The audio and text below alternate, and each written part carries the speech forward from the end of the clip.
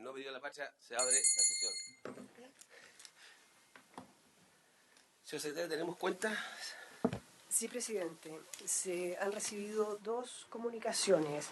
La primera del senador Piu, en que solicita que se retome la tramitación del proyecto de ley que crea la Comisión de Comercio Estratégico y regula la exportación de material de uso dual y de defensa y otras materias que indica que se encuentra en la Comisión de Hacienda desde junio del 2022. Y la segunda comunicación es una solicitud de la Asociación Gremial de Productores de Huevos de Chile, Chile Huevos, en que piden audiencia a la Comisión a fin de asistir a exponer acerca de los efectos de la gripe aviar en la industria productora de huevos, así como de la situación actual en Chile. Bien, muchas gracias. Ahí lo veremos cuando los colocamos. Señor García, ¿me ha pedido la palabra? Muchas gracias, presidente. Previo a escuchar el Banco Central en el informe de estabilidad financiera, yo quería solicitar que en algunas próximas sesiones pudiéramos invitar al director del Servicio de Impuestos Internos para que nos explique la circular 40, en el cual, a petición nuestra, yo quiero recordar de que primero fue un compromiso de la ex subsecretaria de Hacienda, Claudia Sangüesa, en el sentido de que iba a haber un proyecto de ley que iba a permitir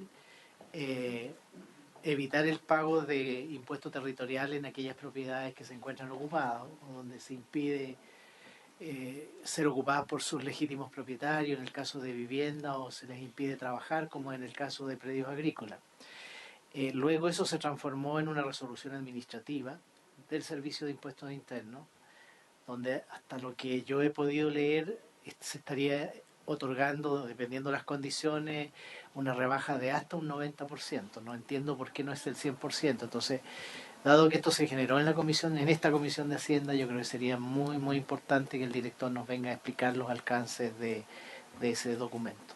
Gracias, presidente. Gracias, senador. Mire, en eso yo respaldo su solicitud, ya previa a la sesión, y con disculpa a los invitados que ya lo abordaremos, estaba viendo lo que sería la agenda la semana próxima con la la secretaria. Primero vamos a sesionar martes y miércoles. Tenía un segundo proyecto, para ahí lo voy a informar oportunamente, pero voy a tratar, si es posible, tal vez, de contar con eso para el día miércoles. ¿Tá? Y ver si repensamos de los proyectos e invitamos al director de Impuestos Internos. Después lo vemos en detalle cómo hacer, pero en principio el próximo miércoles. ¿Ya? Muchas gracias, presidente. Bien.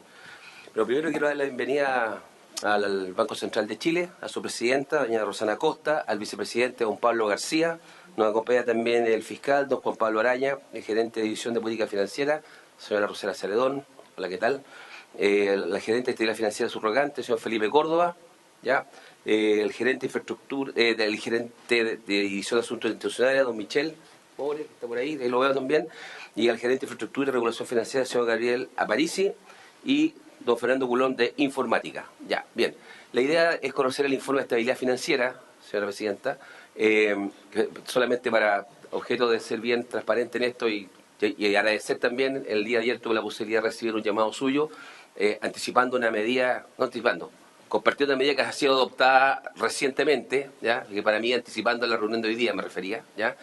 Respecto a las medidas que anunció el Banco Central ayer, y creo que es nada más oportuno contar con usted hoy día entonces en esta sesión para conocer el informe en general y en particular este tema que ha generado ¿cómo puedo ponerlo?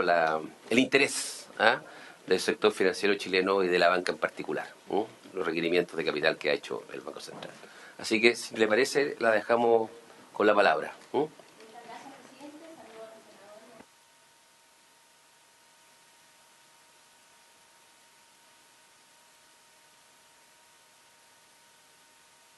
¿Ahí sí? Sí. Después de haberse publicado la información sobre la medida del Banco Central, yo lo llamé para decirle que normalmente la noticia se hace en el Senado, pero probablemente esa información iba a generar mayor interés el día previo. Así que para contarle cuál había sido la decisión, y ahora espero poder contarla largamente en esta sesión. Entonces estoy partiendo bien. Puede partir partiendo. Parto saludando entonces a los senadores y agradeciendo la instancia para poder comunicar cuál es el contenido de este informe de estabilidad financiera, informe que a diferencia del informe de política monetaria se centra más bien en las vulnerabilidades que tiene el sistema financiero, porque el foco es anticiparse, por lo tanto no tiene un carácter proyectivo propiamente tal, prospectivo sí, pero no proyectivo, y ese es su foco, y en esta oportunidad por tercera vez el informe de estabilidad financiera viene acompañado de una reunión de política financiera en la cual se define el uso de un instrumento nuevo, un requerimiento de capital contracíclico que fue aprobado junto con Basilea. Forma parte de los instrumentos que se aprobaron con la implementación de Basilea III y que está en proceso, por lo tanto, de implementación. Por esta razón, entonces, quisiera comenzar con un breve resumen respecto a qué es este instrumento, cuáles son las potestades del Banco Central de Chile respecto de su activación. La Ley Orgánica Constitucional le otorga al Banco Central la responsabilidad de velar por el normal funcionamiento de los pagos internos y externos. En la práctica, esto se traduce en una conducción de la política financiera, la que desde el ámbito, lo hacemos desde el ámbito propio de la competencia del banco, de manera que contribuya a la estabilidad del sistema financiero.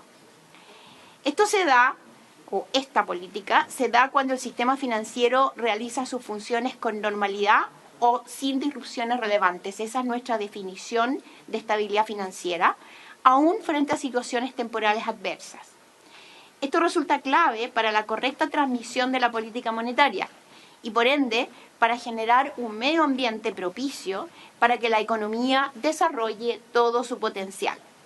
Como lo señala la teoría económica, un sistema financiero estable podrá cumplir bien con sus funciones claves como fomentar el ahorro y transferirlo de forma eficiente a la inversión.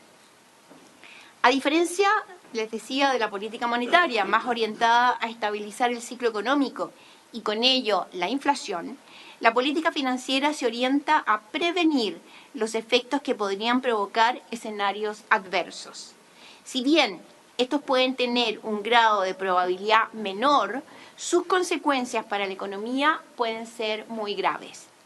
De ahí que su tarea es cautelar que no se incuben vulnerabilidades que propicien estos escenarios y al mismo tiempo preparar adecuadamente las capacidades del sistema financiero para enfrentar shocks externos. Para estos fines, la política financiera del Banco Central forma parte de un esquema general en que también participan entidades públicas que ejercen el rol de regulador y supervisor, como es el caso de la Comisión para el Mercado Financiero. En particular, el Banco Central emite y administra regulación financiera, elabora informes y emite opiniones sobre el impacto de potenciales cambios legales o regulatorios respecto de los cuales se le consulte. A esto se suma el eventual ejercicio del rol de prestamista de última instancia para las empresas bancarias, así como otras herramientas de gestión de liquidez. Dentro de este marco, el Banco Central cumple entonces un rol relevante en el ámbito de las políticas macroprudenciales. Estas se entienden como políticas que buscan prevenir la acumulación excesiva de riesgos, fortalecer la resiliencia del sistema financiero y minimizar el impacto negativo de las crisis financieras en la economía en general. Ejemplos de estas son las exigencias de requisitos de capital, el establecimiento de políticas de liquidez y provisiones, la realización de ejercicios de tensión y la coordinación de los reguladores en el monitoreo del sistema financiero. Es en este ámbito macroprudencial. El Banco Central entonces monitorea la situación financiera y las decisiones de los distintos actores del sistema. Asimismo, elabora un diagnóstico integral sobre los potenciales riesgos de la estabilidad financiera, vulnerabilidades y sus mitigadores. Todo ello se comunica al público a través de este informe de estabilidad financiera y en lo más reciente en un nuevo informe de sistema de pagos. El requerimiento de capital contracíclico también es una de esas políticas macroprudenciales. Tal como el banco señala en el documento sobre implementación del requerimiento de capital contracíclico, publicado en 2021, es un requerimiento al sistema bancario, cuyo objetivo es aumentar la resiliencia de dicho sistema frente a escenarios de estrés severos, producto de riesgos de carácter sistémico, contribuyendo así a reducir el impacto de estos eventos sobre el flujo de crédito, la estabilidad financiera y la economía en general. Por lo mismo, para la aplicación del requerimiento de capital contracíclico se sigue una estrategia preventiva que se basa en evaluar de forma prospectiva las vulnerabilidades y riesgos del sistema financiero. De este modo, el uso del requerimiento busca mitigar el comportamiento procíclico de la banca cuando se producen shocks adversos, buscando así que sus consecuencias no se amplifiquen a través de una disminución de la oferta de crédito cuando el financiamiento se hace más necesario. Es importante mencionar que se trata de una herramienta relativamente nueva que se desarrolló internacionalmente con posterioridad a la crisis financiera global. En un comienzo, se planteaba que su objetivo era incidir en la oferta de crédito y afectar ciclos pronunciados de alza o retroceso de este. No obstante, esta visión fue modificándose con el paso del tiempo, tendiendo a privilegiar un enfoque precautorio como el que hoy considera el Banco Central de Chile. Así, el requerimiento de capital contracíclico se debería aumentar antes de que un episodio de estrés financiero se materialice. La liberación de capital que se acumuló preventivamente por la activación del requerimiento permitirá mantener los flujos de crédito en un momento en que la economía se enfrenta a un escenario adverso. Esto reducirá los impactos negativos que un shock negativo pueda tener sobre la inversión, sobre el crecimiento y sobre el empleo. La evidencia disponible muestra que la banca es reacia a reducir su capital en momentos de tensión, puesto que daría señales de vulnerabilidad y estigma. Ello redunda en un comportamiento procíclico del crédito, lo que puede amplificar un ciclo negativo de crédito gatillado por escenarios de estrés. Que la autoridad defina su desactivación para el sistema como un todo contribuye a paliar ese efecto. Para efectos de la definición del requerimiento, con la norma de Basilea en régimen, se puede establecer este en un valor que fluctúa entre 0 y 2,5% de los activos ponderados por riesgo de cada institución bancaria. Además, debe definirse un plazo para su implementación, cuyo mínimo legal es de 6 meses. En Chile, 2 veces al año, en el contexto de la elaboración del informe de estabilidad financiera, el Banco Central sostiene una reunión de política financiera. En ella decide sobre este requerimiento. La primera de ellas se realizó en mayo de 2022 y la más reciente justamente tuvo lugar este lunes y martes. Como toda política, la decisión respecto del requerimiento de capital contracíclico considera un amplio conjunto de variables para evaluar los potenciales costos y beneficios de adoptar la medida. Como mencioné, el principal beneficio, muy significativo, es que ante la materialización de un escenario adverso, su liberación previene que los efectos de ese escenario se amplifiquen a través del sistema bancario. Un ejemplo de este tipo de implementación fue la liberación de este requerimiento en diversos países cuando la economía global se vio afectada por el COVID en 2020. En esa ocasión, y en vista de los riesgos que se aprecian en el escenario internacional, y que detallaré a continuación en esta presentación, el Consejo estimó que era un momento prudente para activar el requerimiento.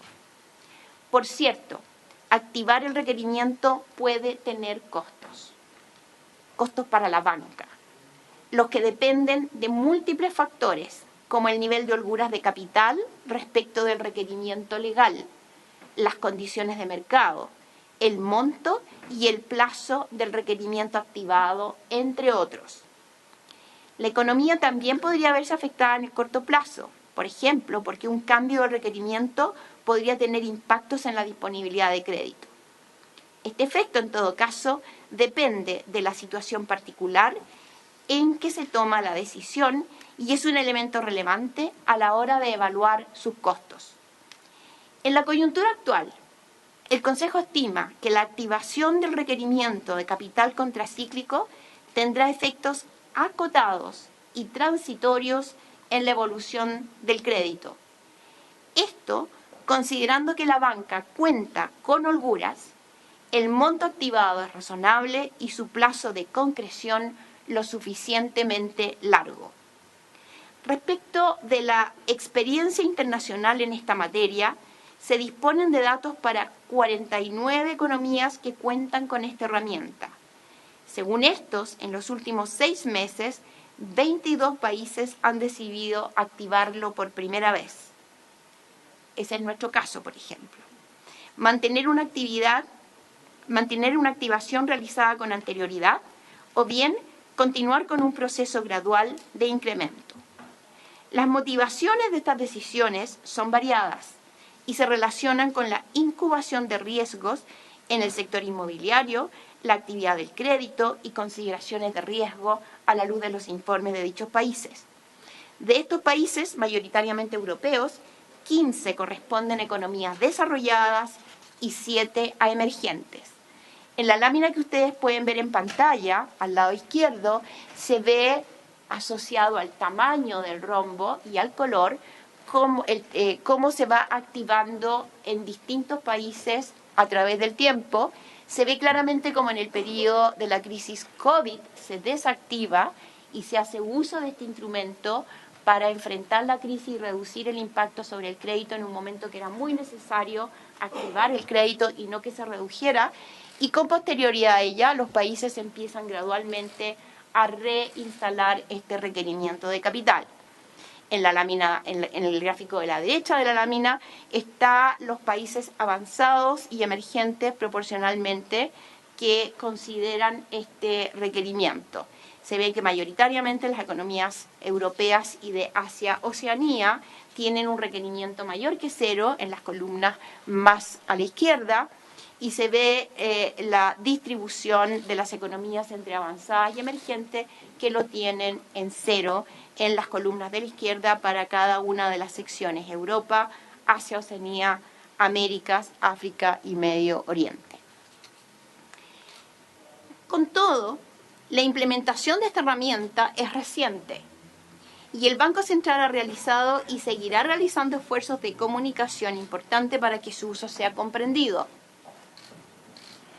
Más adelante me referiré a las condiciones particulares que nos llevaron a tomar esta decisión, las cuales se encuentran dentro del análisis general que incluye nuestro análisis y nuestro informe de estabilidad financiera.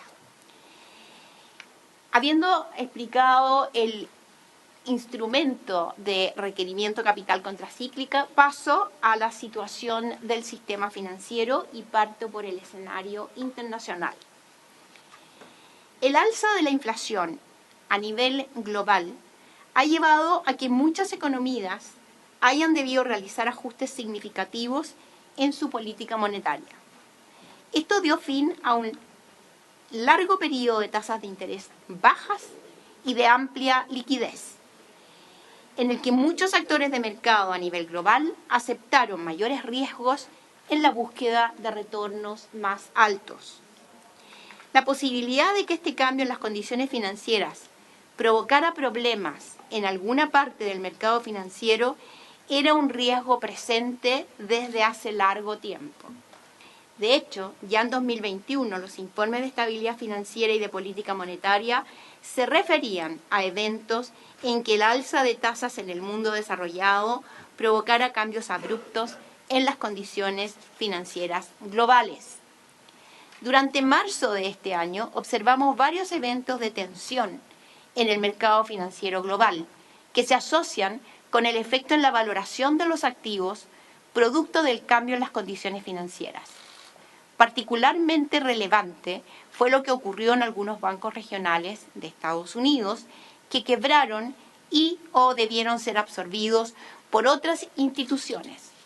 También hubo serios problemas en un importante banco suizo. La reacción de las autoridades ha contenido las turbulencias que generaron estos episodios. No obstante, persisten las dudas en el mercado respecto de la evolución del sistema financiero en las economías desarrolladas. En particular, porque los eventos de marzo dejaron de manifiesto debilidades en la regulación y la supervisión, así como problemas en la gestión de riesgos de las entidades afectadas. Esto se refleja en una elevada volatilidad, condiciones crediticias aún más restrictivas y precios de activos que no han revertido del todo las caídas del inicio de estos episodios. En el gráfico que ustedes tienen en pantalla a la izquierda está la evolución del valor de las acciones de los bancos más, la evolución bursátil de los bancos más afectados en Estados Unidos y también en la eurozona. Las líneas punteadas marcan el rango dentro del cual esa evolución bursátil para cada banco se manifiesta. Vemos al medio un índice de volatilidad de la renta fija en la línea naranja, que se llama MOVE, y de la renta variable, la línea celeste. Vemos cómo la renta fija aumentó considerablemente la volatilidad y se ha mantenido en niveles altos. Y vemos lo que pasa con el indicador de riesgo país, en el caso de Chile, el global, América Latina, y en el caso de Chile se incorpora también el CENVI para las corporaciones. Vemos cómo se produce un aumento, hay una baja desde el IEF anterior, pero aumenta con el episodio de la volatilidad y el retroceso ha sido solamente parcial, salvo en el caso del índice global chileno que recibe una disminución de incertidumbre desde el informe anterior. Pero en el caso de los demás países vemos el efecto a nivel global de los acontecimientos que se estaban produciendo. Como detallaré más adelante, a futuro no es posible descartar que vuelvan a producirse tensiones financieras o eventos disruptivos en los mercados globales. No obstante, ello no sea el escenario más probable. Por un lado, porque estas vulnerabilidades siguen presentes y por otro, porque el proceso de convergencia inflacionaria está aún en desarrollo en las economías desarrolladas. En el escenario interno, el mercado financiero local no se ha visto especialmente afectado por estas turbulencias externas. Desde el informe anterior, publicado en noviembre de 2022, las tasas de interés soberanas han tendido sus promedios históricos, anotando caídas del orden de 120 y 60 puntos base para los bonos en pesos y en UF. Los spreads soberanos también han disminuido. Los premios por riesgo corporativo y bancario muestran una mantención en el lapso, aunque comparados con inicios de marzo, muestran un leve aumento de 5 y 10 puntos base. En cuanto a la incertidumbre local, con vaivenes se redujo de manera importante desde el tercer trimestre de 2022. Actualmente se ubica algo por sobre su promedio histórico. Por su parte, la volatilidad de las tasas de interés tuvo un incremento acotado. Lo que vemos en el gráfico es la evolución de las tasas benchmark y vemos cómo particularmente las nominales a 5 años y las nominales a 10 pesos, son las que están en la parte de arriba del gráfico, tienen una caída desde el IEF anterior, pero una reacción y un retroceso a raíz de los acontecimientos de los que estamos conversando. Y vemos en azul, en 2 tonos de azul, la evolución de los benchmark a 10 años plazo. Vemos el efecto en el spread de riesgo bastante acotado en relación a lo que venían trayendo para el caso de los bonos más seguros, bancarios y corporativos, y vemos cómo la incertidumbre política económica del país, el índice de PUC, ha retrocedido en forma importante, si bien aún se encuentra por sobre sus niveles históricos, ha retrocedido en forma significativa. En cuanto a la emisión de bonos bancarios y corporativos, se ha observado una mayor actividad en estos últimos meses. Los fondos de pensiones han sido sus principales demandantes, mientras que los fondos mutuos han aumentado la liquidez de sus carteras. La menor actividad del sector inmobiliario, por su parte, no ha tenido un impacto significativo en el desempeño de las compañías de seguro. Con todo, el informe da cuenta de diversos indicadores de profundidad de mercado, del mercado de capitales local, y estos indicadores muestran que han disminuido en los últimos 2 años, tanto los que miden liquidez como aquellos que miden tamaño de mercado. Si bien la liquidez se ha reducido en varias economías latinoamericanas, el descenso ha sido más intenso en el caso del mercado de renta fija y renta variable chileno. Los indicadores de tamaño de mercado dan cuenta de una reducción en algunos mercados que han funcionado en el pasado como buffers frente a fluctuaciones y shocks externos, como los activos en fondos de pensiones.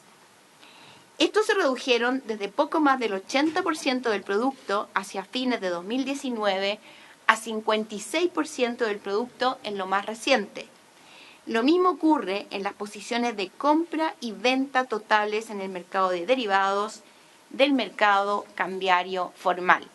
Esa trayectoria es la que se ve en los 2 gráficos que tienen en pantalla, la evolución de los activos de fondo de pensiones como porcentaje del producto y su paso de 80% a 56% del producto, y vemos el comportamiento de la posición neta de mercado cambiario formal, donde también estas instituciones juegan un rol relevante en la medida que van cubriéndose de sus inversiones en el exterior. En cuanto al endeudamiento de las empresas, y paso ahora a analizar la situación de las empresas, en el agregado, este ha vuelto a los niveles prepandemia. A fines de 2022 llegó a 117% del producto, un valor similar a los que mantuvo en los últimos trimestres. Este se produjo en un contexto donde el crecimiento del crédito bancario local se redujo a partir de la segunda mitad del año pasado. Este ajuste en el endeudamiento bancario local se explica por el menor dinamismo del crédito en conjunto con el repago de los créditos FOGAPE. En la lámina podemos ver la evolución del crédito a nivel agregado.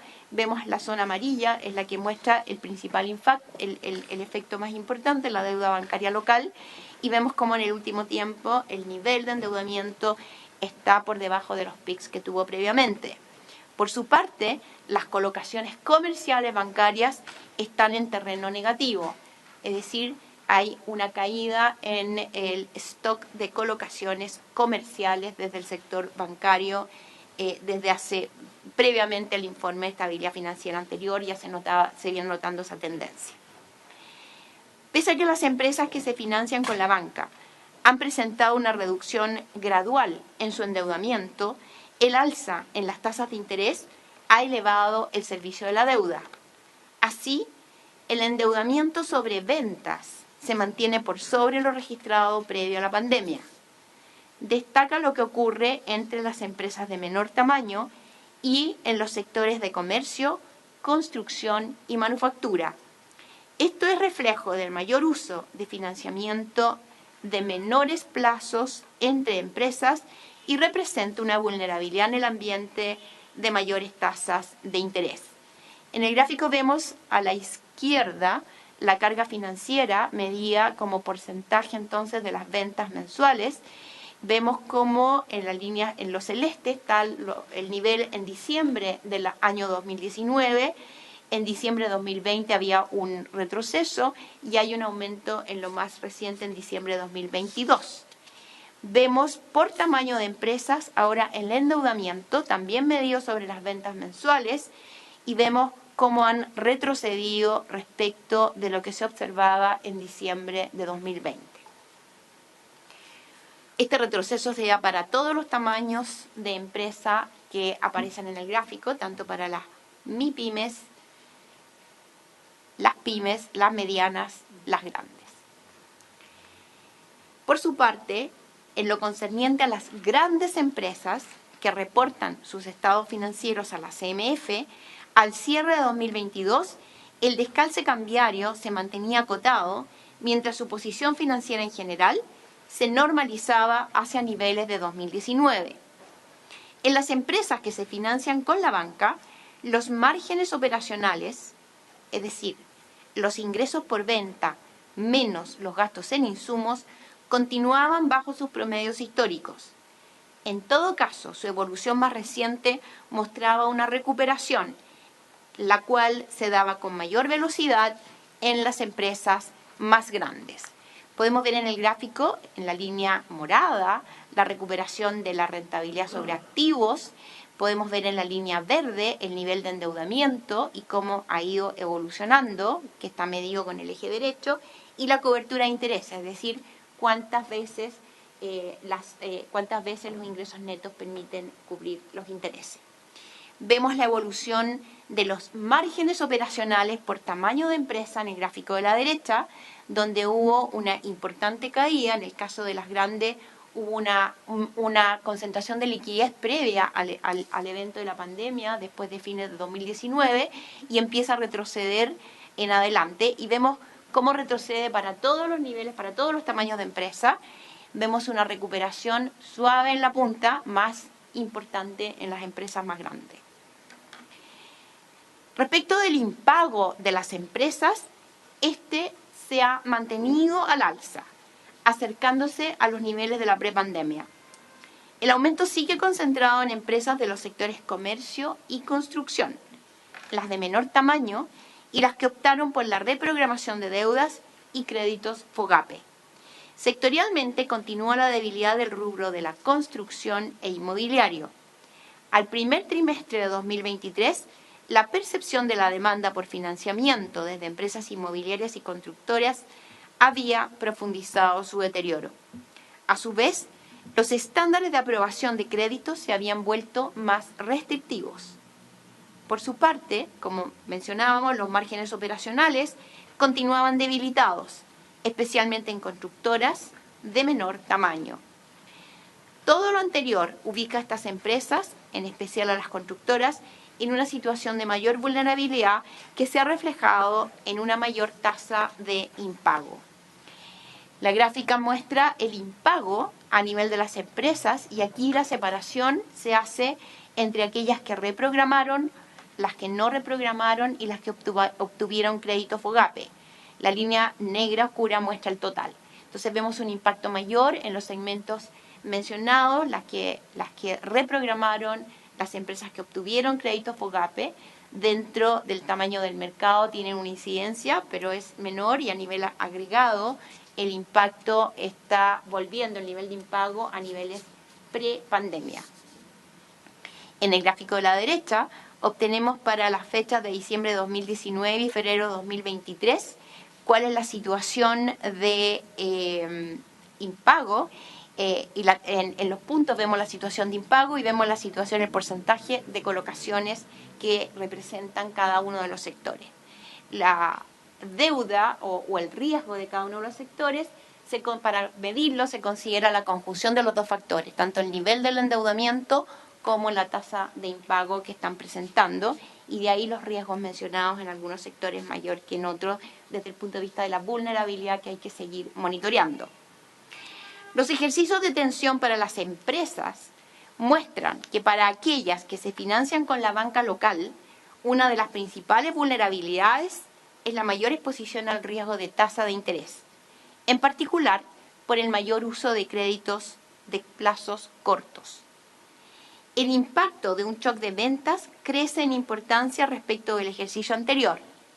En cuanto al riesgo de indexación, este se ve mitigado por la menor tenencia de deuda en UEF. Por sectores, el ejercicio sugiere que el riesgo en un escenario estresado se seguiría concentrando en comercio, construcción e inmobiliario.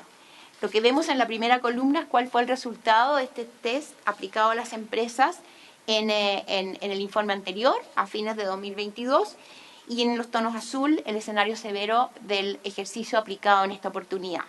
La línea azul oscura es el punto de partida, el nivel de impago algo más alto hace que esa parte azul oscura de la columna esté un poco por arriba, y vemos el efecto del shock de ventas, el shock de tasa y el shock de indexación en cada uno de los tonos de celeste.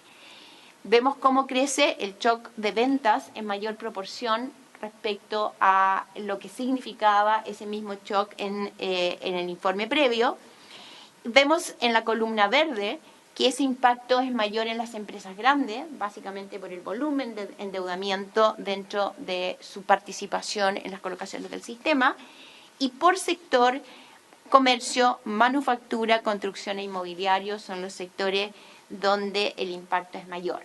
Vemos también en las columnas en amarillo que las provisiones de la banca son suficientes. Las provisiones de la banca están en la primera columna amarilla, y la columna del lado más de la derecha indica que cuando se aplica el test de estrés, las holguras de capital permiten financiar la diferencia, como lo vamos a ver cuando analicemos el test de estrés de los bancos, con suficiencia, con holgura. Pasemos a ver la situación de los hogares. En los últimos 2 años, la posición financiera de los hogares se deterioró. Así se ha observado una significativa reducción del ahorro, que en 2022 llegó a valores negativos, menos 0,7% del producto. Las medidas de apoyo económica implementadas durante la pandemia, tanto por su naturaleza como por su magnitud, generaron un aumento transitorio y sin precedentes en la liquidez de los hogares. El gráfico que tienen ahí muestra en las columnas el nivel de ahorro de los hogares. Históricamente bordeaba entre 7 y 8 puntos del producto. Vemos cómo se ha deteriorado sistemáticamente hasta llegar a valores negativos en la última cifra al cierre 2022. La línea oscura indica los ingresos disponibles sin incluir los retiros previsionales. Ahí están solamente las transferencias fiscales y los ingresos normales que reciben los hogares de su trabajo o de otras fuentes de ingreso. Y en la línea celeste está el consumo, el cual pasa por arriba de sus ingresos disponibles por un periodo bastante prolongado y en forma significativa, y eso es lo que está detrás de la caída del ahorro de los hogares. Si bien estas medidas impulsaron el consumo agregado. Perdón, Presidenta, una precisión. En este gráfico sobre ahorro bruto, ¿está incluido el ahorro previsional? Está incluido el ahorro previsional. Muchas gracias. Continúe. Si bien estas medidas impulsaron el consumo agregado y disminuyeron temporalmente la deuda y el impago de las personas, los desequilibrios macrofinancieros generados por el aumento abrupto y duradero del consumo agregado han sido significativos. Uno de ellos, la elevada y persistente inflación. Este informe incluye un capítulo temático dedicado especialmente a la situación de los hogares. En este se describe cómo estos desajustes también redujeron de forma significativa su riqueza financiera neta. A fines de 2022, esta se ubicó en 120% del producto, valor equivalente al de una década atrás. Además, los retiros de ahorros previsionales, que totalizaron 18 puntos del producto y representaron aproximadamente 2/3 del aumento de la liquidez, no solo tuvieron un efecto adverso en el ahorro de los hogares, sino que además elevaron el costo de financiamiento de largo plazo y redujeron la capacidad del sistema financiero para amortiguar shocks. En la lámina que ustedes tienen ahí aparece la situación de la posición financiera neta de los hogares, cómo ha caído y cómo ese nivel actual retrocede una década. A nivel agregado, el crédito a personas sigue con variaciones anuales negativas. Por componentes, la deuda de consumo cae, mientras que la hipotecaria crece a tasas bajas. Respecto de los créditos de consumo, se observa un mayor dinamismo de las deudas rotativas, más allá de una disminución en el margen.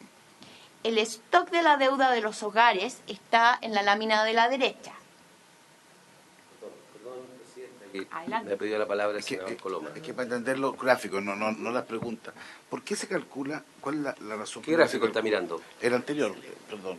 El anterior. La posición financiera. Es que para entendernos, ¿por qué se calculan los activos financieros netos de los hogares, no de las personas, ¿cierto? Como porcentaje del PIB.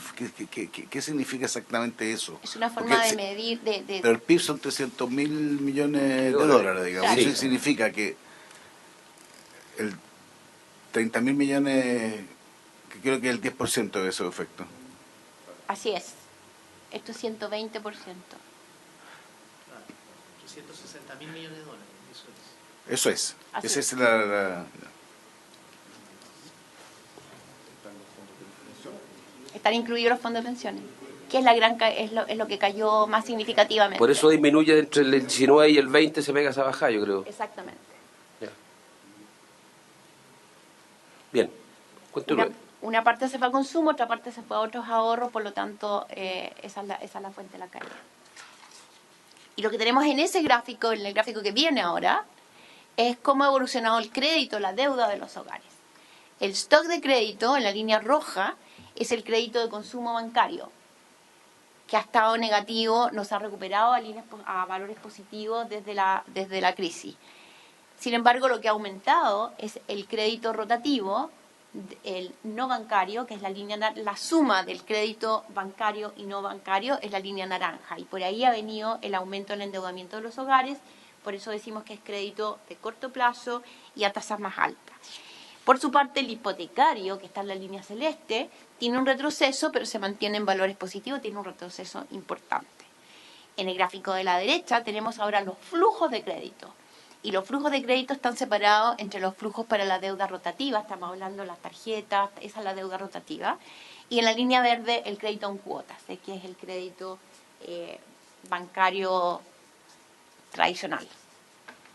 El mayor uso de créditos rotativos ha hecho que la situación financiera de las personas de menores ingresos se haya vuelto más estrecha.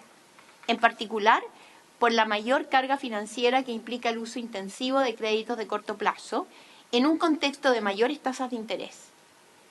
Esto ha dado paso a un aumento más pronunciado de su impago, el que se ha concentrado precisamente en deudas rotativas.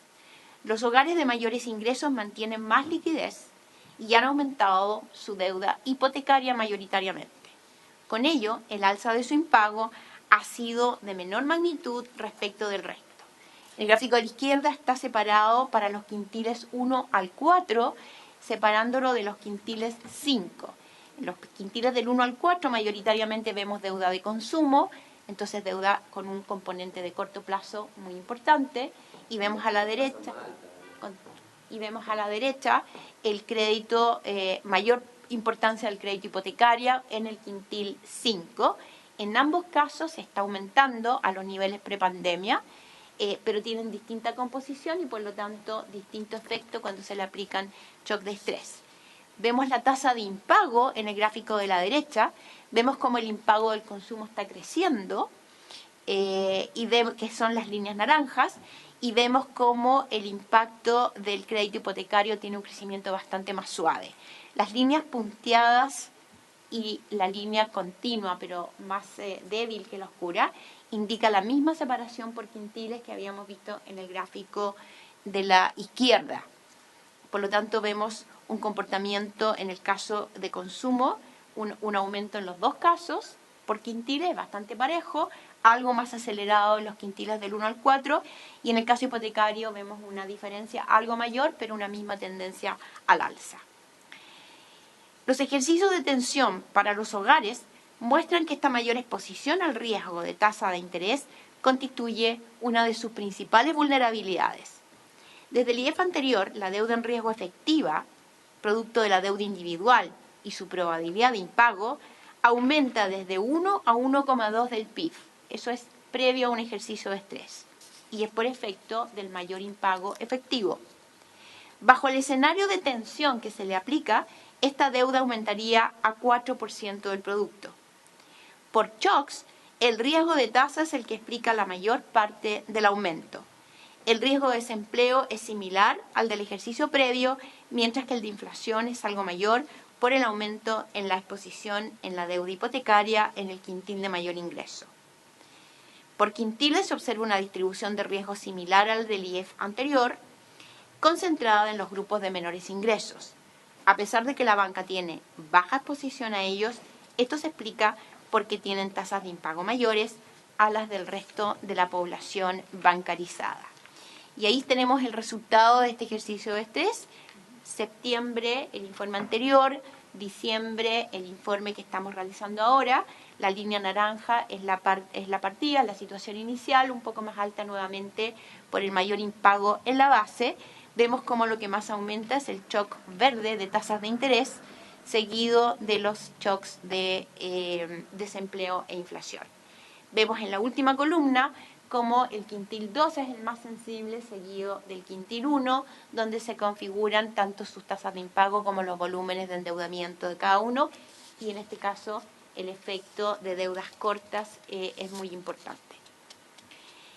Pasemos a la situación del gobierno. Durante la última década, la deuda soberana tuvo un incremento sostenido. Perdón, queremos... Presidenta, pero quería pedirle, antes que pasemos a la situación del gobierno, en la deuda en riesgo del gráfico 14, porque ¿sí? Efectivamente la columna amarilla crece, pero también crece de manera muy importante la verde. La verde, que se refiere al desempleo. ¿Sí? A tasa de interés. Eso es tasa, perdón, ya. Sí, a tasa de interés. Y desempleo es celeste. Es el celeste, que es más o menos similar al que...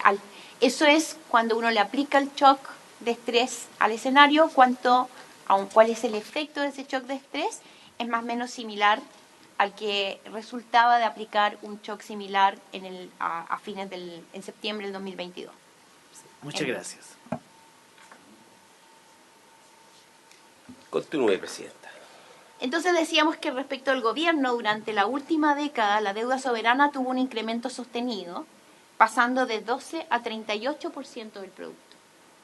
En el último año, la política fiscal logró estabilizar su nivel de deuda, y las proyecciones del último informe de finanzas públicas prevén que se ubicará en torno al 41% del PIB hacia fines del 2027. Pese a la reciente estabilización del endeudamiento soberano, el espacio para enfrentar nuevos shocks adversos es menor que el que existía previo a los shocks que hemos enfrentado. La situación del gobierno se observa en el gráfico. Vemos la deuda bruta del gobierno, cómo se estabiliza hacia el final. Vemos la proyección en un color algo más claro.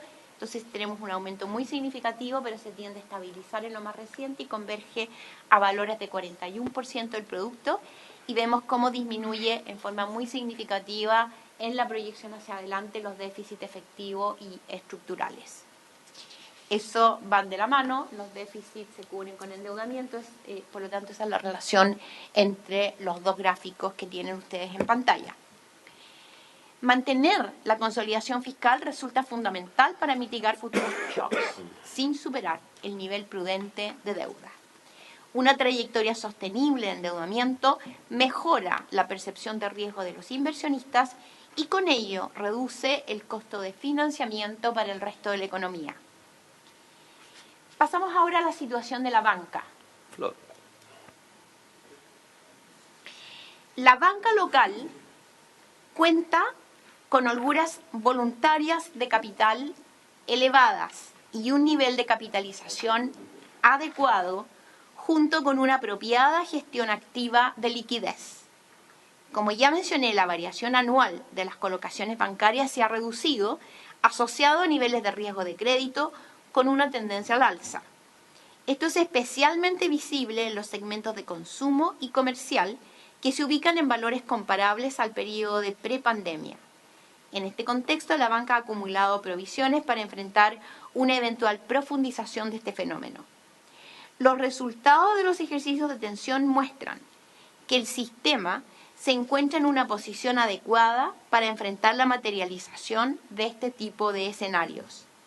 La situación inicial del ejercicio mejora respecto de lo que observamos en el informe de estabilidad financiera previo. El índice de adecuación de capital aumenta de 14,6 a 15,5, mientras que el ROE llega a un 19,6%, lo que permite a la banca absorber los riesgos considerados en los ejercicios de tensión que se le aplican. La proporción de bancos con rentabilidad negativa en el escenario de estrés severo es algo menor que en el ejercicio previo, llegando a 51% del capital básico del sistema. Finalmente, el impacto del escenario severo sobre la diferencia entre el capital inicial y final disminuiría de 3,7 a 2,7 puntos porcentuales. En este contexto, las holguras de capital en el escenario estresado se incrementan respecto del ejercicio anterior, retornando de hecho a niveles prepandemia.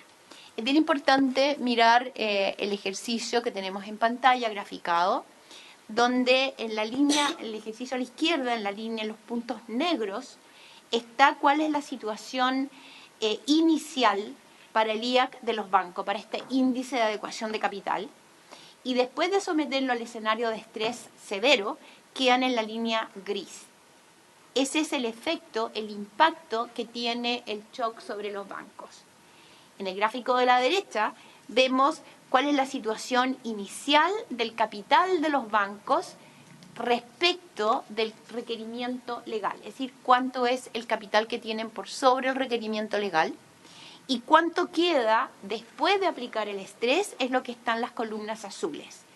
Y las holguras con que quedan los bancos después de aplicar el estrés vuelve a niveles de varios años atrás, vuelve a niveles de 2011, 2013, 2014. Es decir, la situación de solvencia de la banca para enfrentar shock severo es alta. Con todo, la banca enfrenta un escenario desafiante, entre ellos el vencimiento de obligaciones financieras y la implementación de Basilea III para su capitalización a través de un proceso de descuentos de capital e incremento de los límites regulatorios hacia la plena convergencia en 2025. Por ello, al igual que el resto de los agentes de la economía, debe continuar fortaleciendo sus capacidades para enfrentar nuevos eventos adversos. En este sentido, es pertinente indicar que la activación del requerimiento de capital no constituye un juicio del banco respecto del nivel de capitalización del sistema en la actualidad. Como ya he mencionado, el sistema bancario es solvente, mantiene holguras incluso sometido a escenarios muy estresados.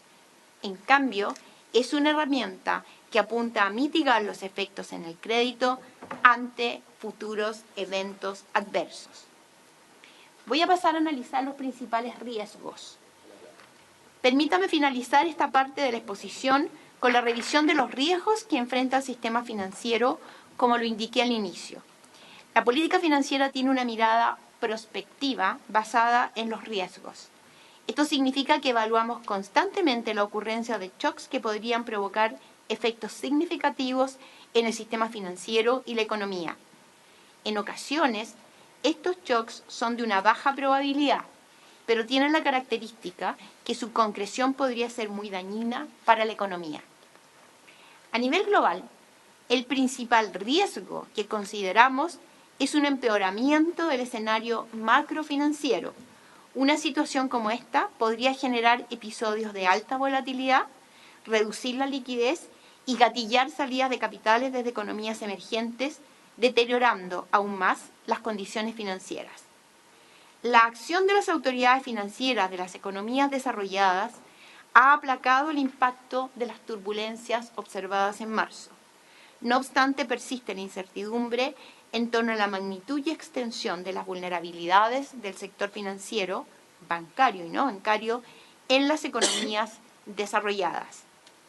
Esto se da en un contexto donde los riesgos para la convergencia inflacionaria siguen presentes en diversas economías, lo que podría requerir que la política monetaria mantenga un tono contractivo por más tiempo que lo esperado.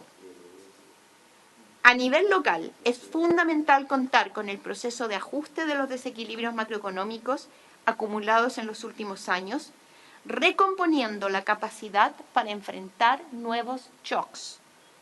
Como se ha destacado en informes anteriores, es crucial recomponer dichas capacidades toda vez que permitirán enfrentar de mejor manera potenciales nuevos eventos adversos.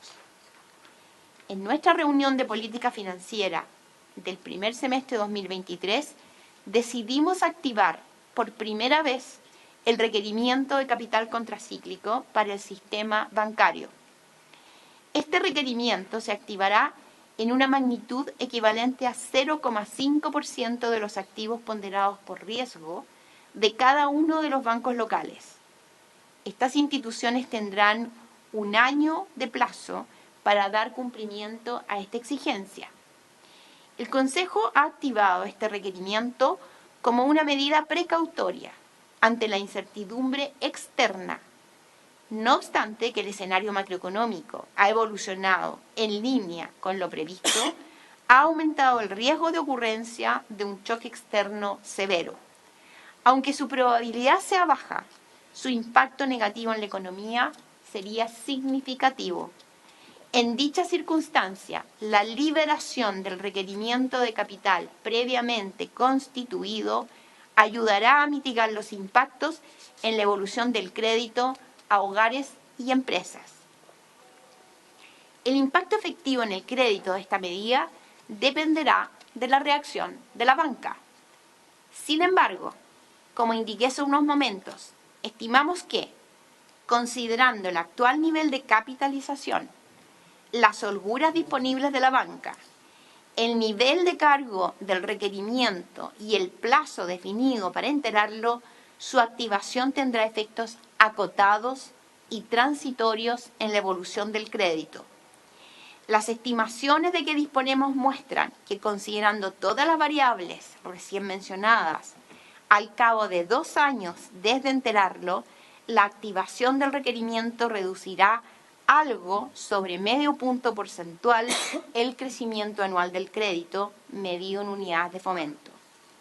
Este valor se ubica más cerca de la parte baja del rango de proyecciones que ofrece la literatura, teniendo presente las citadas condiciones en las cuales se está adoptando la medida.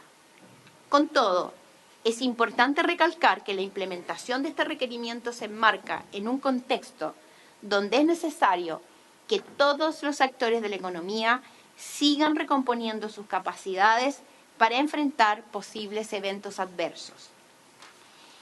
Paso a las reflexiones finales. Estimados senadores presentes, enfrentamos tiempos inciertos. El ajuste de la economía mundial tras los momentos más complejos originados en la pandemia ha sido un proceso que se ha ido extendiendo en el tiempo. Se han sumado otros hechos, como la guerra entre Ucrania y Rusia. En general, un panorama bastante poco habitual en la evolución económica de las últimas décadas. Las autoridades económicas hemos utilizado todas nuestras capacidades para mitigar los impactos que los distintos shocks podrían tener en nuestras economías. En Chile, implementamos importantes incentivos para que el crédito fluyera y las empresas pudieran sobrevivir el cierre repentino de sus actividades. La política monetaria también hizo su parte, dando paso a la generación de condiciones expansivas. El desarrollo de la pandemia, la adaptación de hogares y empresas y, por cierto, las medidas adoptadas permitieron contener los efectos adversos y que se observara una rápida recuperación de la economía. Todo esto con un impacto acotado en el empleo. Sin embargo, más allá del esfuerzo desplegado, los efectos de la pandemia en los últimos actores de nuestra economía llevaron a un uso intensivo de las holguras acumuladas. En algunos casos, Recurrir a un porcentaje muy significativo de los ahorros acumulados provocó desequilibrios macroeconómicos relevantes, siendo uno de los más importantes la elevada inflación que aún nos afecta. Hacia adelante, en un contexto de condiciones financieras globales más restrictivas y alta incertidumbre asociada al escenario externo, es imposible descartar que ocurran eventos donde la economía vuelva a verse sometida a un estrés significativo. Esto, por cierto, no significa que esos escenarios sean hoy más o menos probables que en el pasado reciente. Tampoco que la economía chilena o mundial esté cercana a enfrentar nuevas disrupciones o una situación de crisis.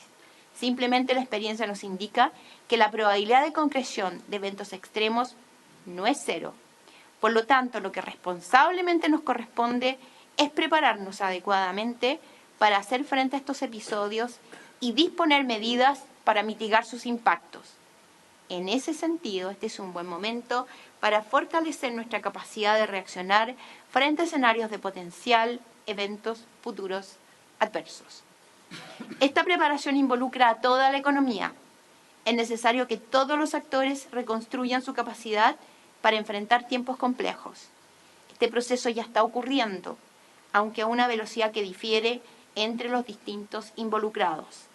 Las empresas han ido reduciendo su endeudamiento desde los elevados niveles que alcanzaron, producto de la caída en las ventas y los efectos de programas de apoyo.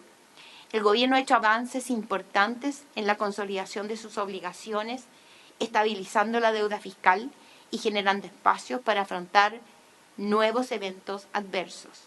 Sin embargo, los hogares se encuentran más rezagados, dado el importante deterioro de su posición patrimonial tras los sucesivos retiros de ahorros previsionales.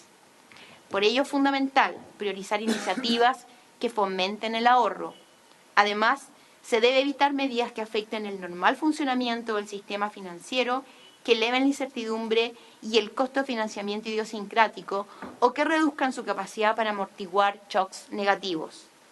El Banco Central juega un rol importante en este proceso. Hemos realizado un ajuste relevante de la política monetaria para atacar el problema inflacionario y devolver la inflación a la meta de 3%. Resolver este problema es fundamental para que los ingresos de los hogares y empresas dejen de verse afectados por el alza de los precios y puedan volver a recomponer su ahorro. Los desafíos para el banco no se terminan en un tema presente como la inflación. Muy por el contrario, nuestro rol en torno a las políticas macroprudenciales y a la estabilidad financiera nos permite evaluar riesgos y dar paso a políticas que cooperen en la formación de colchones para nuestra economía. La activación del requerimiento de capital contracíclico va en esa dirección. Esta medida forma parte de un conjunto de herramientas que dará mayor resiliencia a nuestra economía frente a shocks adversos significativos. Señores senadores, hemos enfrentado momentos complejos en los últimos años. Las holguras acumuladas en años previos nos permitieron hacer frente a sus consecuencias, pero en algunos casos se han ocupado en forma excesiva. Hoy nos corresponde comenzar a recuperarlas y construir amortiguadores y mitigadores que nos permitan enfrentar de mejor manera los desafíos que tendremos por delante. El banco seguirá trabajando en su misión más importante del presente, que es llevar la inflación al 3% en el horizonte de política. Al mismo tiempo, mantenemos nuestra preocupación por el futuro, haciendo uso de las herramientas macroprudenciales de las que disponemos. Hemos estado fortaleciendo nuestra posición financiera tanto a través de líneas de crédito especiales como a través del desarme progresivo del programa de operaciones forward en consideración a las condiciones de funcionamiento del mercado cambiario. Todo ello apunta en la dirección de continuar reforzando la capacidad de la economía para enfrentar shocks externos.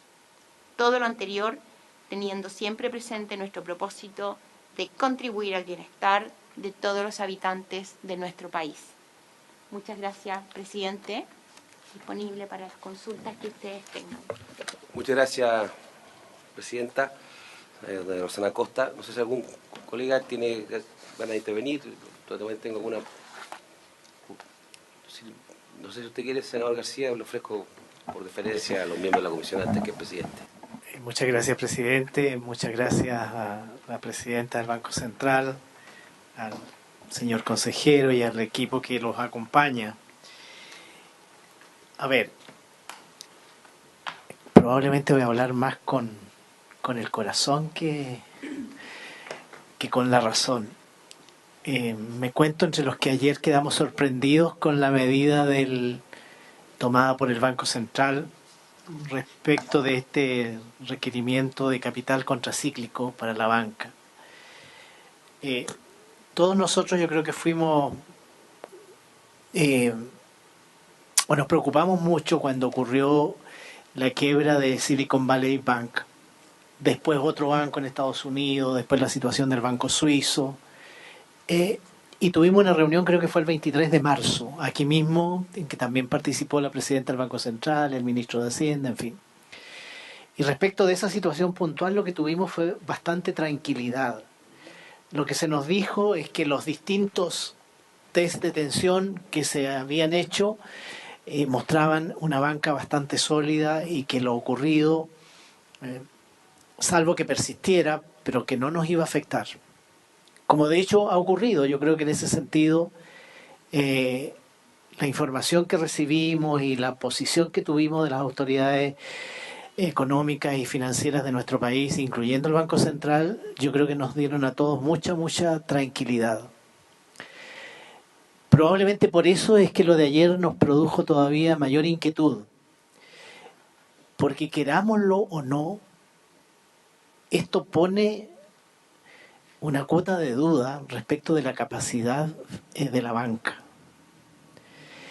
Y creo que la pone también en momentos en que hay requerimientos de cumplir con Basilea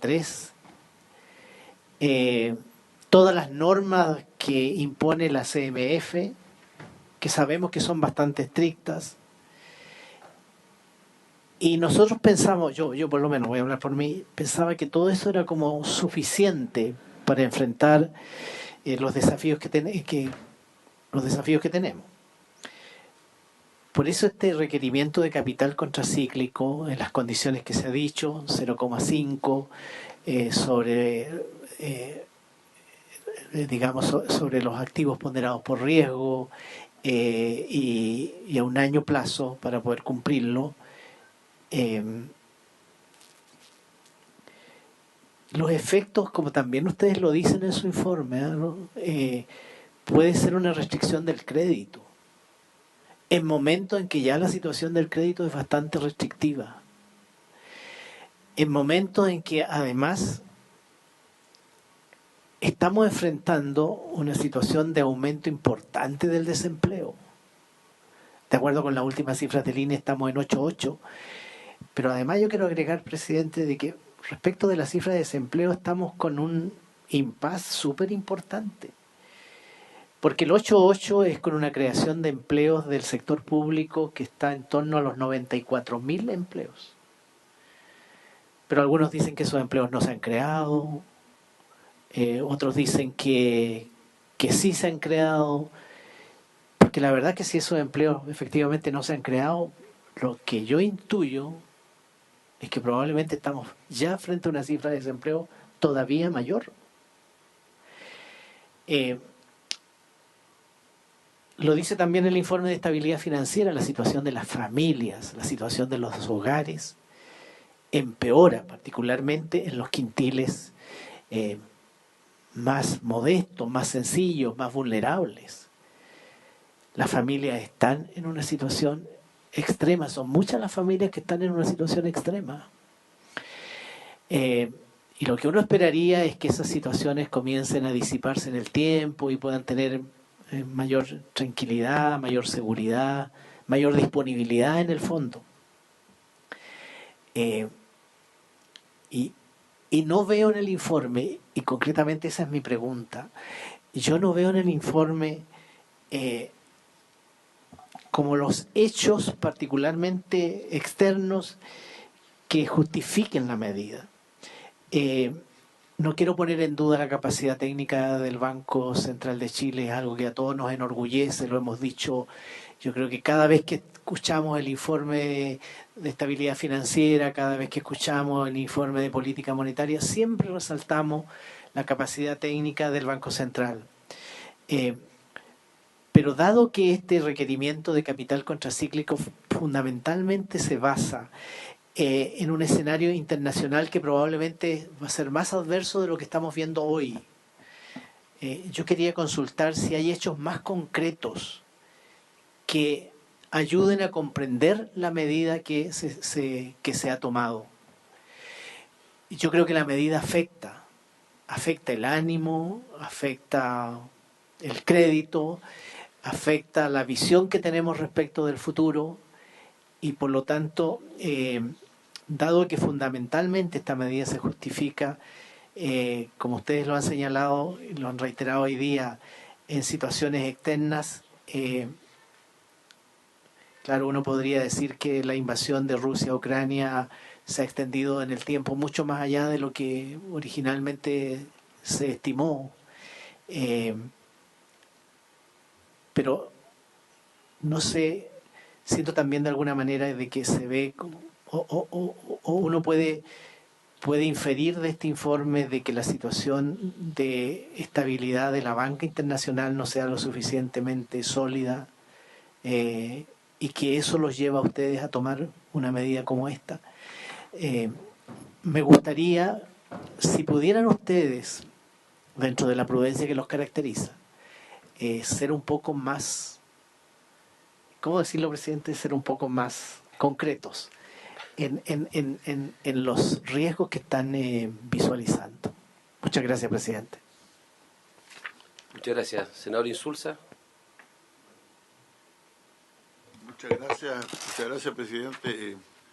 Primero quiero felicitarle, presidenta, por este excelente informe que realmente cubre todos los aspectos de nuestra situación financiera. Y yo comparto la preocupación del senador García por la falta de algunos antecedentes, por así decirlo, pero no su conclusión. Yo creo que esto es necesario hacerlo. Y creo que precisamente es necesario hacerlo porque estamos en una situación bien compleja desde el punto de vista del país, no solamente por la posición internacional, sino también la situación nacional.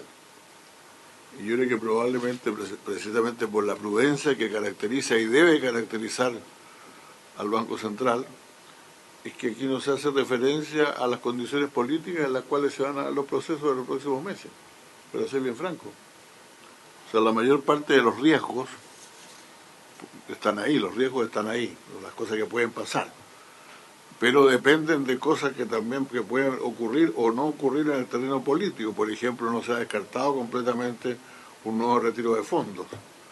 Por otro lado, hay gente que opina que hay que ir adelante en realizar un conjunto de políticas en materias ambientales, en materias de inversión y otras que ciertamente pueden remover la situación y repercutir fuertemente en el desarrollo de estos asuntos. Entonces yo creo que, francamente, con mucho, sin pedirles muchos antecedentes más, yo creo que una particularidad que tiene este informe es que, presentando una situación bastante mejor que la que hemos tenido hasta ahora,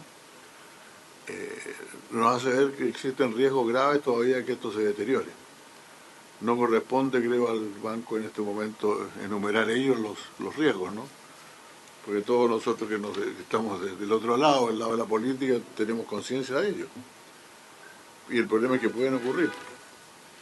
Este país está en una situación muy convulsa, oscila en una dirección y otra, y hay que tomar en cuenta eso y precaverse. Por esa razón yo pidiendo si se pueden entregar algunos antecedentes más también, igual que el senador García, yo creo que esta es una medida que es una medida adecuada, así que con la información que tenemos y con los sentimientos que tenemos, hablando con el corazón, como dice el senador García. Gracias. Sí, bueno, gracias, presidenta, por el informe. Claro, tengo una pregunta que le voy a hacer de todas maneras. A propósito de la medida de requerimiento de capital contracíclico, y yo agradezco porque en el informe, por lo menos en 2 o 3 oportunidades del informe que usted nos compartió recién, se hace un énfasis categórico de señalar de que esta medida lo que persigue es, su efecto principal es mitigar los efectos adversos en las restricciones de evolución del crédito a los hogares y a las empresas ante una crisis. ¿ya? Para esos efectos, al pedir un requerimiento de capital adicional, y el informe lo reconoce, genera un efecto acotado y transitorio en el tiempo sobre la disponibilidad de crédito, ¿ya? Ahora, entonces, primero algo que si quiere estadístico o de información general.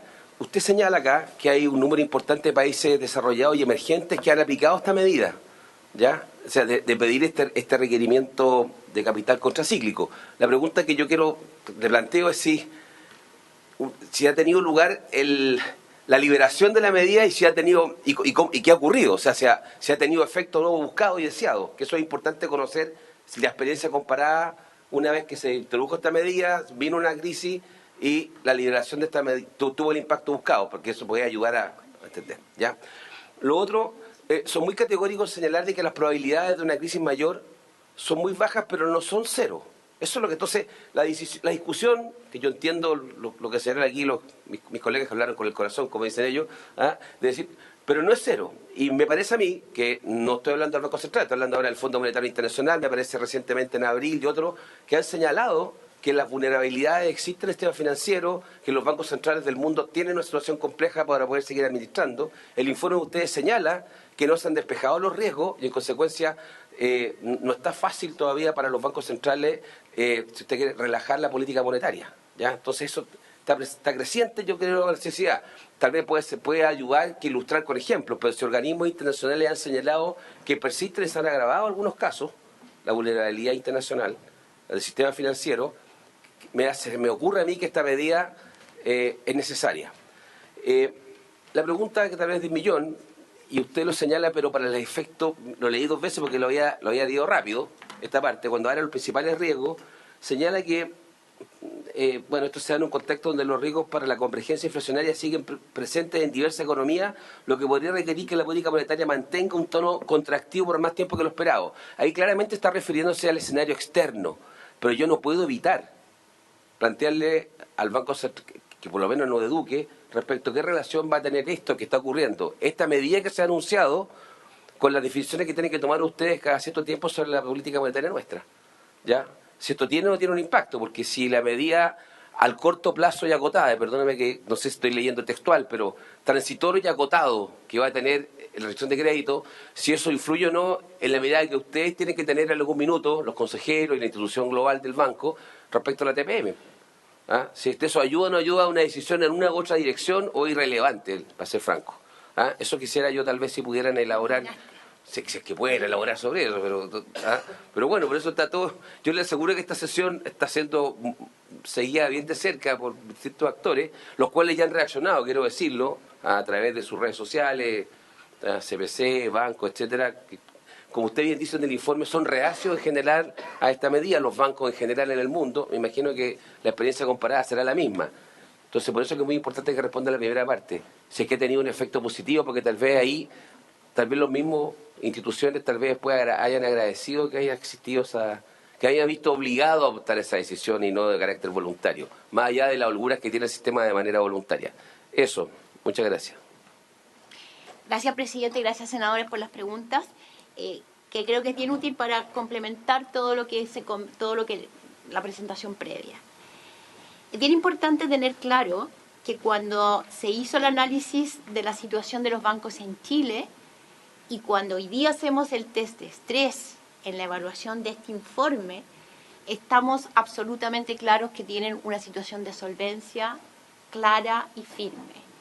Es más, cuando mostramos la situación de los bancos después del test de estrés, vemos cómo las holguras de capital, es decir, cuánto capital les queda sobre el requerimiento legal después de aplicar un test de los más fuertes o shocks más importantes que ha sufrido nuestra economía, eso crece respecto al año pasado y vuelve a niveles altos que se habían observado en años atrás. O sea, aquí esta decisión no se fundamenta en absoluto en base a la situación de solvencia de nuestro sistema bancario. Eso es un primer antecedente que es bien necesario de aclarar. Esta medida es una medida preventiva. Es una medida preventiva que lo que busca es que ante un shock que hoy día no vemos, que hoy día no identificamos ni decimos es ese, pero cuya probabilidad ha aumentado particularmente en el sector externo, tenemos que tener las capacidades para que la economía le pueda hacer frente. Y cuando digo para que la economía le pueda hacer frente, me refiero a las personas, a las empresas. Cuando la economía recibe un shock externo fuerte, lo que se produce normalmente es una caída violenta del crédito, porque aumenta la incertidumbre y los bancos, ante la incertidumbre, contraen el crédito, el valor del capital, el acceso al financiamiento cae, por lo tanto la reacción natural es que el crédito se contraiga. ¿Qué es lo que pasa y qué es lo que pasó en la crisis COVID? Sí había muchos países que tenían este instrumento, lo vimos en el gráfico de los países que se había activado este instrumento previo a la crisis COVID, varios países lo habían activado y estaban en niveles muy altos, y lo bajan. ¿Y qué es lo que observan? Observan dos cosas. Esto se baja como un complemento de muchas otras herramientas macroprudenciales, no es la única, pero contribuye a que en ese momento el crédito, en vez de caer, caiga menos o aumente. Por lo tanto, el impacto que suele tener el mercado bancario frente a un choque externo es menor, no se produce la propagación, el rol de propagar y extender el shock que suele producirse en el sector bancario ante esas crisis. Al bajar este requerimiento capital en ese momento, se mitiga ese efecto y por lo tanto va en beneficio directo de las firmas y de las personas. Eso es lo que se observó. ¿Qué otra cosa se observó? Se observó durante la crisis que los bancos son más reacios a disminuir otras fuentes de capital por ellos mismos, por una imagen de mostrar vulnerabilidad. Los bancos dentro de Basilea, por ejemplo, tienen un colchón que se llama de conservación. Ese colchón de conservación también estaba implementado en la mayoría de los bancos que tienen y que están los puntitos ahí. Sin embargo, no lo usaron. Los bancos no redujeron ese capital por este factor estigma de que el mercado considerara que al bajar su capital en ese momento de tensión se les viera como bancos débiles. Y por lo tanto, que una autoridad baje el requerimiento de capital en ese momento, elimina ese factor estigma y permite que la reacción del sistema no sea severa con el crédito. Entonces, esa es la razón de ser de este instrumento, contar con un colchón que en un momento de un shock imprevisto serio, la reacción sea una contracción mayor del crédito, que en definitiva lo que hace es aumentar el impacto de este choque externo sobre nuestra economía. Por el contrario, al bajar este requerimiento, los bancos cuentan con una capacidad para hacerle frente y tener una reacción menos contractiva en ese momento, un momento en el cual hay restricciones para financiamiento, hay más riesgo y por lo tanto las economías tienen que hacer uso de todos los instrumentos macroprudenciales de los que disponen. En este caso, estamos aumentando las herramientas con que contaría el Banco Central en un evento de esa naturaleza. ¿Por qué hoy día? Lo que estamos viendo en el escenario externo, y lo hemos fundamentado en toda la presentación mirando hacia afuera, lo que hemos visto es que en el escenario externo las tensiones han ido creciendo. Las tensiones macrofinancieras han ido creciendo. Tenemos una situación en la cual las tasas fueron extraordinariamente bajas por mucho tiempo. En ese periodo los agentes tomaron seguramente riesgos para tener más rentabilidad. La inflación está alta, está persistente en economías desarrolladas, no solamente en economías en desarrollo. Y la política monetaria ha sido muy contractiva en esas economías y va a tener que seguir siéndolo en muchas de ellas. Eso ha generado varios eventos. El de los bancos es uno. Tuvimos eventos en Inglaterra, se han generado varios eventos de tensión. Han sido contenidos, han sido bien manejados por las autoridades y nuestro escenario central no ha cambiado respecto a nuestro escenario central en el IPOM. No estamos diciendo que el escenario más probable sea que ese evento se produzca, pero el riesgo existe. Y como economía tenemos que estar preparados y reconstruir colchones, buffers e instrumentos, capacidades para enfrentar shocks nuevamente. Los hemos usado con mucha intensidad, tenemos que construirlo. ¿Por qué ahora? ¿Y por qué creemos que hoy día este beneficio grande que sería poder contar con el instrumento, hoy día tiene un costo menor que nuestra oportunidad, a pesar de que el crédito está cayendo. Porque justamente cuando se está dando un plazo de un año, cuando los bancos tienen holguras de capital, los bancos pueden enterar este requerimiento de varias formas, no solamente contrayendo el crédito. Lo pueden hacer traspasando esas holguras e enterar con sus holguras este capital, lo pueden hacer aumentando el capital o parcialmente disminuyendo el crédito. Dadas las holguras que tiene la banca, dada su solvencia, dada su entereza, el efecto sobre el crédito en este momento es de una magnitud baja. Y esa es la razón por la cual estimamos que el valor de protegerse y de contar con un instrumento es hoy día extraordinariamente necesario.